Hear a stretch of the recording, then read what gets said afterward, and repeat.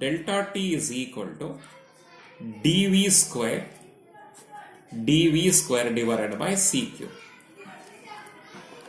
Hoping that you have understood up to here. This is delta t. Delta t we got. The answer is equal to dv square divided by c cube. This is the time difference between the two beams. Want me to write? I will write that also. Time difference between the two beams which are perpendicular to each other. Don't forget, which are perpendicular to each other. Which are perpendicular to each other. Now, let us calculate if the time difference is a known thing here. If the time difference is a known thing, we can calculate how much is the path difference. Means distance traveled is how much. In the beginning only I said already, I will use this one. Distance traveled is equal to velocity into time. So therefore, this is the path. Path means how much is the distance traveled. Path is equal to velocity into time. Therefore, if there is a time gap is present here now, due to this time difference, there is a phase difference. Second BSc concept. Due to time difference, there is a phase difference. Due to phase difference, there is a path difference. There is a path difference. In 4th semester already you have learnt. Path difference is present. I want to calculate this path difference here. That path difference is equal to how much?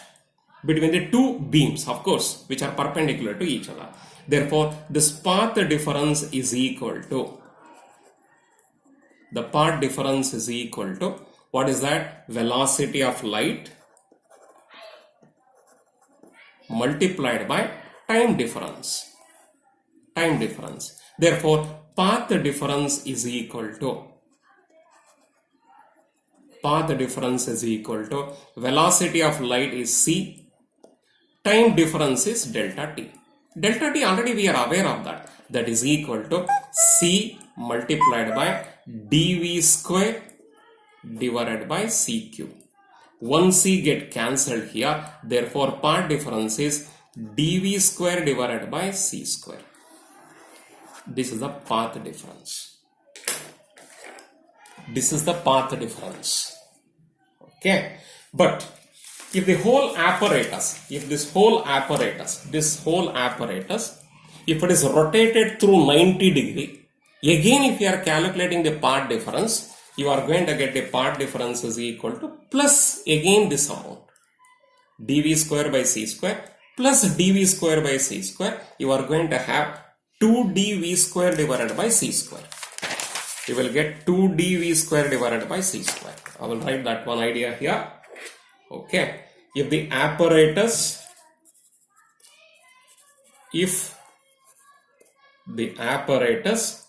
is turned through 90 degree, then the path difference is how much? Then the path difference becomes dv square divided by c square. Already we got. Again you will get dv square by c square. Therefore, total path difference you are going to get 2 dv square divided by c square. This is the total path difference you are going to get. This is the total path difference. Don't forget. This is total path difference you are going to get. This is whatever theoretically we got the answer. Okay. If there is a path difference is there, here you are going to get don't forget, the light energy passing like this, enter like this, light energy passing like this, reflecting and enter like this. These two light energy, they are forming the interference pattern here. Okay, 4th semester already you have seen interference pattern in your practicals. You are going to see the lines here, fringes, bands you are going to see. In the case of telescope, you are going, microscope, there it is. Here we are going to see the telescope. Through that one, we are going to see the interference bands, interference fringes you are going to see. If there is a path difference is there here, then interference fringes, whatever the cross wires are there, here telescope, If you are seeing that one, due to this part difference, this fringe shift that is going to get takes place. The fringe shift that is going to get takes place. The expected fringe shift, whatever the Michelson and Morley, they expected, okay, Michelson and Morley, they expected a fringe shift. They are expecting a fringe shift. That fringe shift value is equal to 0.4.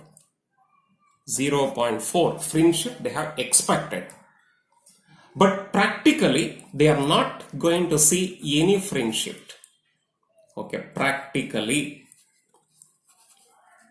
fringe shift is equal to 0. This is called by the name null result. This is called by the name the null result. In the experiment, they have not shown any fringe shift.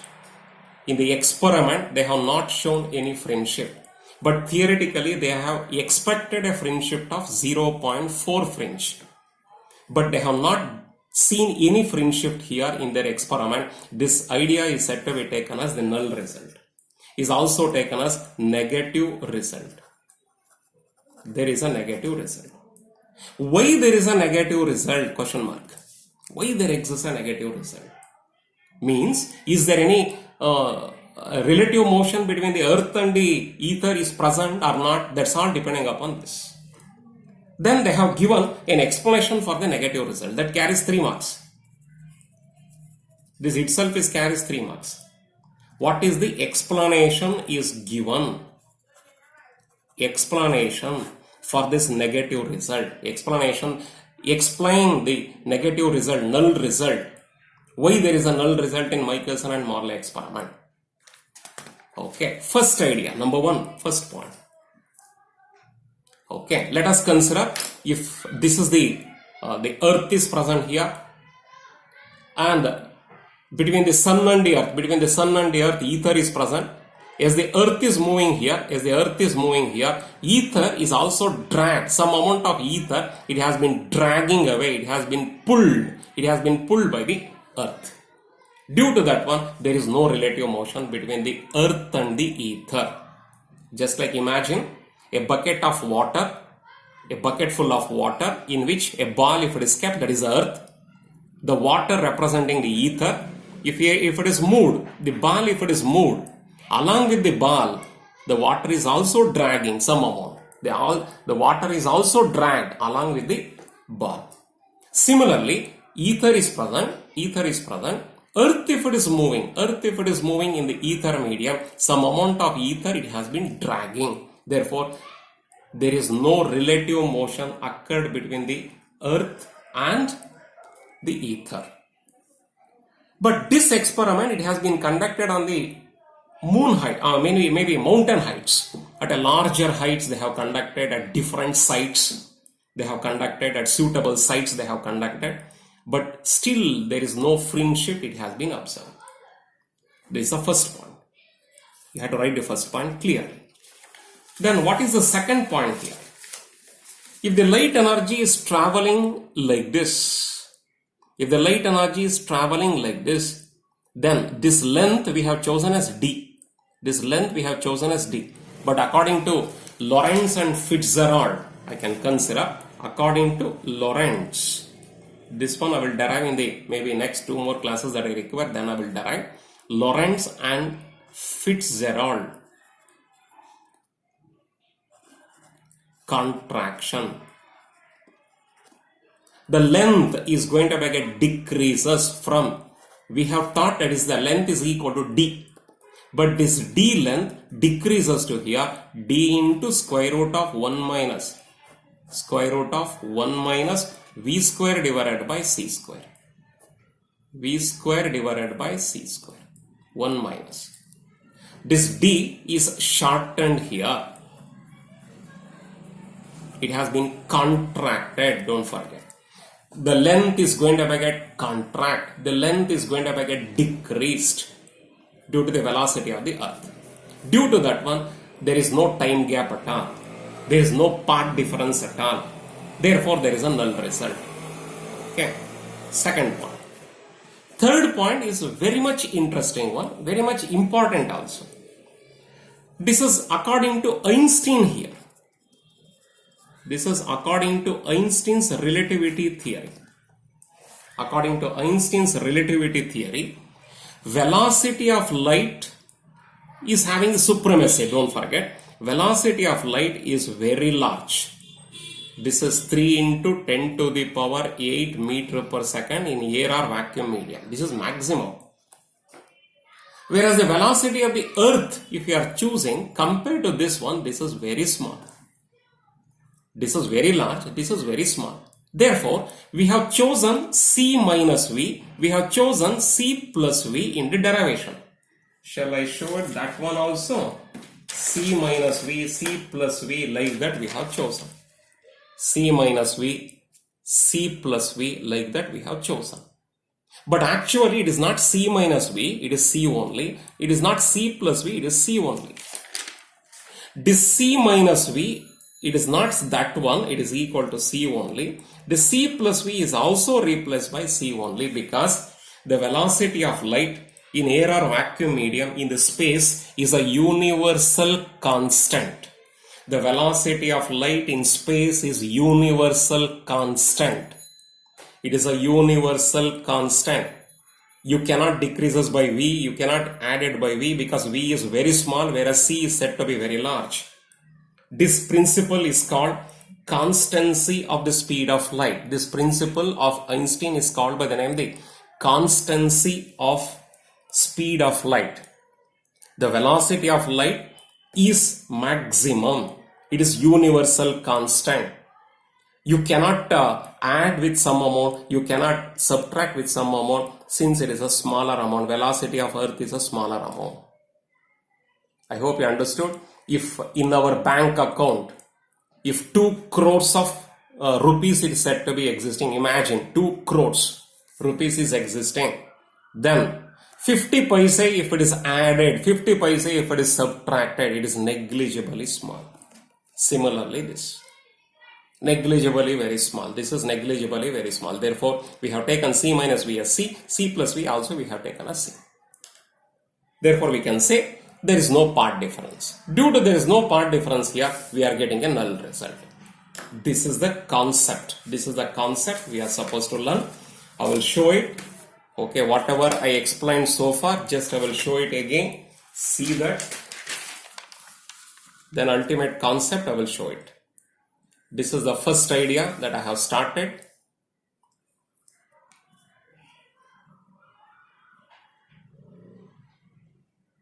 Hoping that you have understood the whole concept.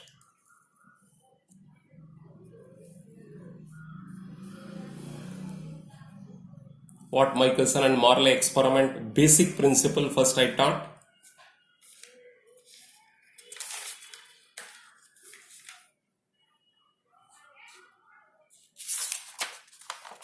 Okay.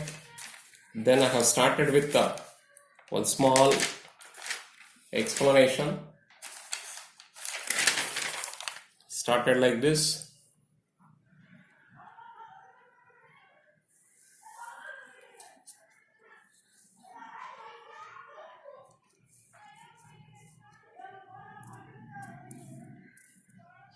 This is whatever I taught so far.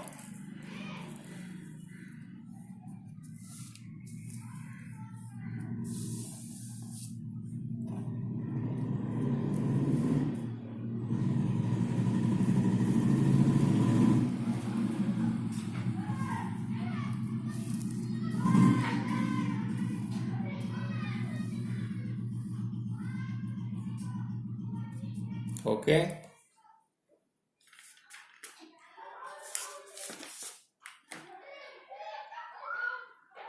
This is a relative velocity perpendicular to the earth movement. Along the direction, how much is the time taken also we are supposed to calculate. Along that perpendicular direction to the earth movement.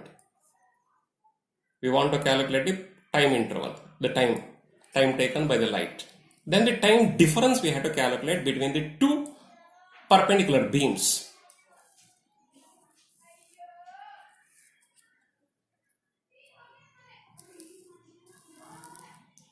Okay, these two concepts. Understand it properly by using the binomial theorem, binomial approximation.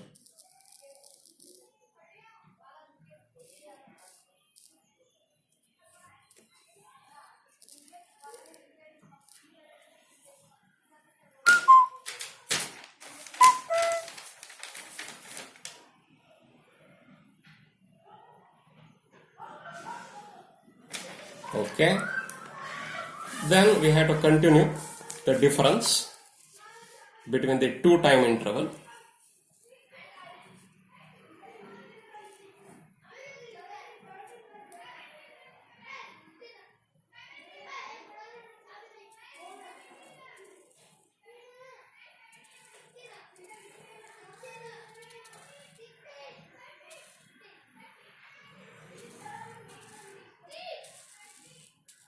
This is the path difference, it has been observed.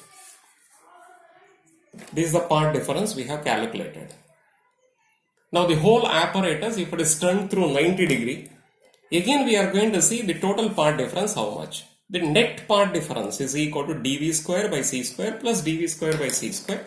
You are going to have 2d. You will be getting 2d v square by 2 times of that.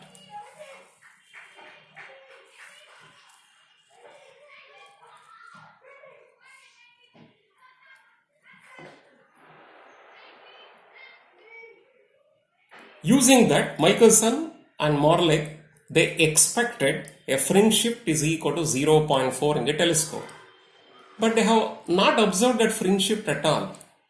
That is called by the name the null result, negative result. They have not get any result at all. Fringe shift is equal to 0. They are wondering about that, why there is no fringe shift. Even though there is a time gap, even though there is a path difference, why we didn't get any fringe shift. For that, there are 3 reasons it has been quoted. Okay, 3 causes. Explanation it has been given. When the earth is moving round the sun in the ether medium, while it is moving, there is no relative motion occurred between the ether and the earth, because when the earth is moving, earth is dragging some amount of ether whenever it is moving. First idea. According to Lorentz and Fitzgerald contraction, the d along the horizontal direction, along the velocity of the earth if you are choosing, the length is going to get shortened, not as d, it is equal to d into square root of 1 minus v square by c square according to Lorentz-Fitzgerald contraction. Then Einstein, he says that it is nonsense to consider c minus v or c plus v because velocity of light in air or vacuum medium is having a constant value. You cannot add something else, you cannot subtract something else, either along the direction of the earth or opposite to the direction of the earth. It cannot be c minus v or c plus v, it is equal to c only. So due to that one, the fringe shift is equal to 0. If you are writing that much is enough. Okay, go through all these things. Okay, see that this carries 3 marks. Up to here we are asking maybe for about 7 marks or 8 marks question we are going to ask. So go through all these things properly. Okay, you have to read, you have to write and practice. All these things you have to write and practice.